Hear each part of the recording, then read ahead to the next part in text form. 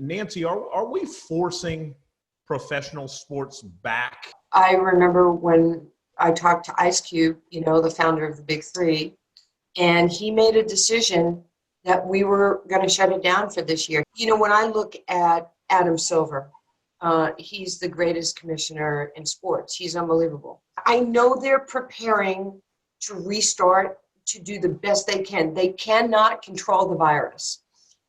Mark Cuban, the Mavericks, Rick Carlisle cannot control the virus, but they can do everything they can by testing every day to making sure that this bubble is as tight as can be. So I just hope that it can work out.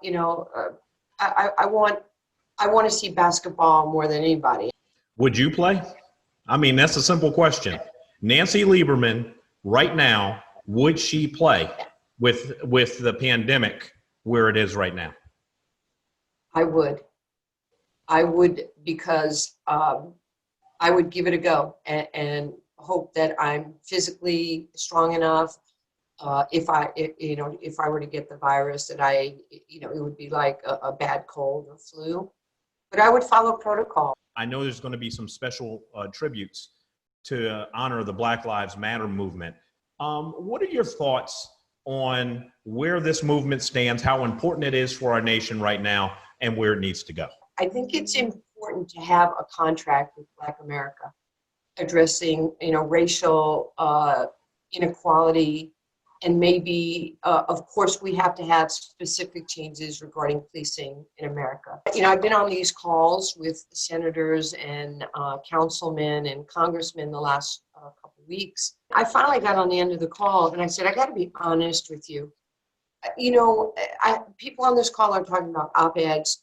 They're talking about, education, Stanford this, writing legislation. I said, I'm sorry. I'm not here to insult anybody, but, the Black community is not a stinking Rubik's Cube where you just twist it and let's see what happens. I do not want any more of my brothers and sisters killed, my Black brothers and sisters killed because of culture. If you see a young Black man walking on the street, you can't be so overly aggressive. You throw them down and you put a chokehold on them when they're just walking from the store. And I know that doesn't happen by and large to the white community. So I do I know things have to be changed. You know me, I'm as transparent as the day is long. Stealing a 82-inch, LED TV from a store is not going to change racial injustice. It's going to make white people go, see, there they go again. And if you really look hard at some of that, a lot of those are white people. Who's pulling down the statues? White people. If you really want to do something, don't pull down a statue to show the Black community that you care. Actually get involved in some of this stuff with reform and voting and know who you're voting for. And it doesn't have to be straight party line. This takes me back to Muhammad Ali. Muhammad he just loved everybody. He just cared about everybody. He didn't care if you were rich or poor, Black or white, Muslim, Jew, Christian. He just liked people. And I wish we would lead with a little of a less aggressive behavior and just smile at somebody on the street. Hey, you look nice, or it's nice to meet you. And just go back to some core values. And I think we all have a responsibility in change.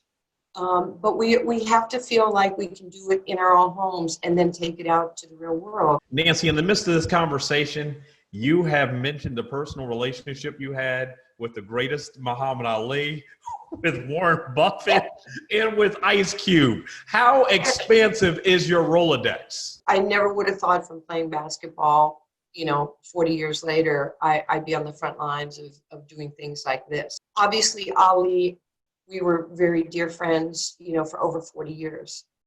And he taught me so much about being a giver and a taker. That's why we do Nancy Lieberman charities.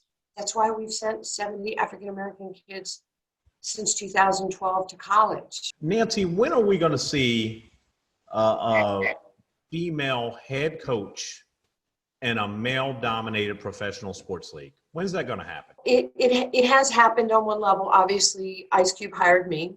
to coach Yep. NBA players in the big three. I do think the NBA is the model, like with the big three, on giving women opportunity. And I'm the highest paid coach in the big three. I make exactly what my male counterparts made, and I don't have to negotiate that. That Cube said that's how we're going to run this. So that's pretty cool, right? Mm-hmm. I think Becky Hammond certainly, has a wonderful opportunity to do that. She's done it the right way. She's been mentored, by a genius in Greg Popovich.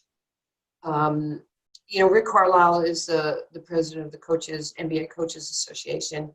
He is an enormous fan of women and, giving women opportunity. What will be the biggest challenge, whether it's NBA, NFL? What will be the biggest challenge when that young lady, whoever she is, breaks through in one of those leagues?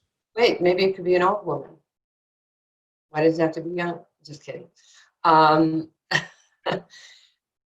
One, you must be prepared for your moment. That's going to be essential. And quite frankly, it's not our birthright to have these jobs, and we have to earn the right. You can hire me to be a head coach in the NBA, and if I fail and if I'm not good, fire me. But give me the opportunity, and that's all we want. That's part of that. Me too. I want to have a chance. Me too.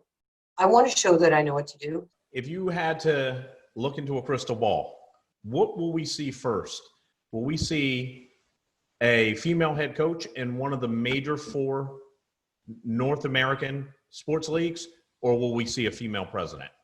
If you're looking through your crystal ball. I think that you will see a female head coach on a bench before we see a female president. And again, it has to be somebody who's qualified.